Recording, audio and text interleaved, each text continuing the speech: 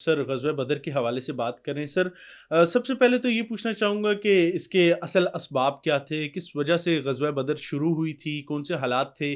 اور چونکہ مسلمانوں کی تعداد 313 تھی، تو اس کے بدلے میں اتنا بڑا لشکر جو کفار ہیں وہ کیوں لے کر آئے تھے؟ دیکھیں، اس کے لیے آپ کو جو رسول اللہ صلی اللہ علیہ وآلہ وسلم کی دعوت حق ہے اس کا مقدمہ سمجھنا ضروری ہے۔ دیکھیں، جب بھی پیغمبر دنیا میں آتے ہیں رسول، تو وہ اپنی امتوں کو دعوت حق پیش کرتے ہیں، اور اس کے بعد یہ دھمکی بھی لگاتے ہیں کہ اگر تم مجھ پر ایمان نہ لائے تو بڑے دن کا عذاب تمہیں آ پکڑے گا۔ اور at the end of the day اہل ایمان کو اللہ تعالیٰ بچا لیتا ہے، اور جو رسولوں کے مخالفین ہیں ان کو تباہ و برباد کرتا ہے، جس کی نمائندہ مثال نوح علیہ السلام کے کیس میں آپ کے سامنے ہے کہ اہل ایمان کشتی نوح میں سوار کر لیے گئے، لیکن خود نوح علیہ السلام کا اپنا بیٹا اور ان کی بیوی برباد کر دیے گئے، کیونکہ انہوں نے اسلام قبول نہیں کیا تھا، اور ان کی قوم کے لوگ بھی۔ صرف آلموسٹ 78 کے قریب لوگ تھے جو بچائے گئے۔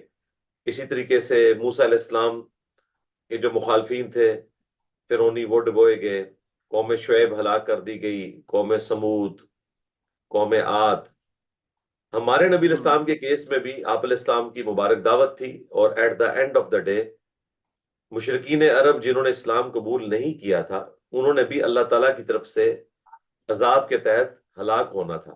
لیکن ہمارے نبی علیہ السلام کے کیس میں اللہ تعالیٰ نے اس کی شکل بدل دی۔ سورہ التوبہ کی آیت نمبر 14 میں فرمایا کہ اے مسلمانوں، تمہاری تلواروں کے ذریعے اللہ تعالیٰ ان کو عذاب دے گا۔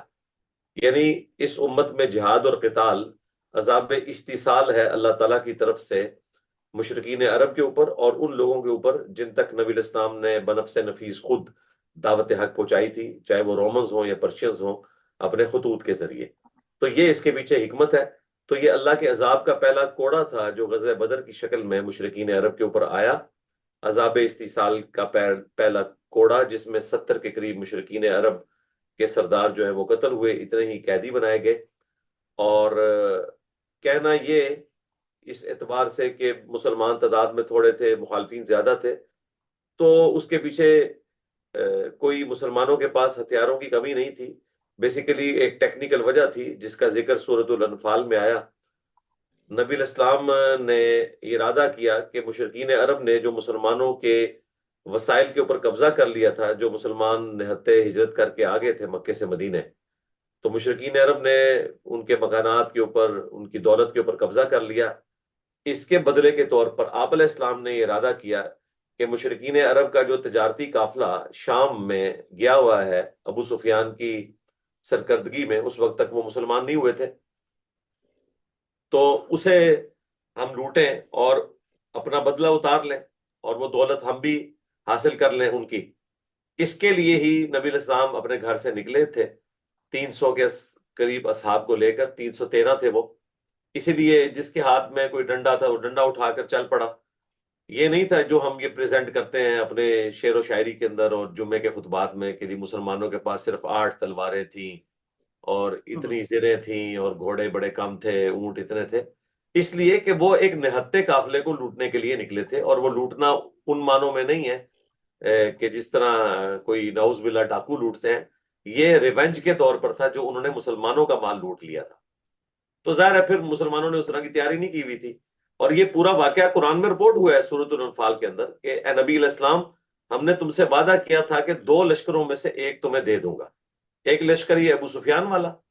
ابو سفیان کو یہ پتہ چل گیا، انہوں نے راستہ بدل لیا، جدھر سے گزرنا تھا عام راستے سے وہاں سے نہیں گزرے، وہ ساحل سمندر کے کنارے گزر گئے، لیکن پیرلل میں انہوں نے ایک بندہ روانہ کر دیا پہلے ہی گھوڑے پہ، مشرکین عرب کو بتانے کے لیے کہ محمد صلی اللہ علیہ وآلہ وسلم ہمارے قافلے کو لوٹنا چاہتے ہیں، تو اس میں تو سب لوگوں کا مال و دولت موجود ہے، تو تم اپنے قافلے کی حفاظت کے لیے آؤ۔ تو وہ قافلے کی حفاظت کے لیے 1000 کا لشکر لے کر ابو جہل کی سرکردگی میں نکلے۔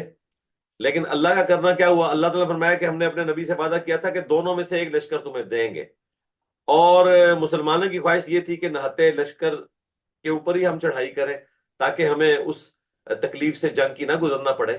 لیکن اللہ تعالیٰ فرماتا ہے ہم اسے یوم الفرقان بنانا چاہتے تھے، حق اور باطل میں فیصلے کا دن۔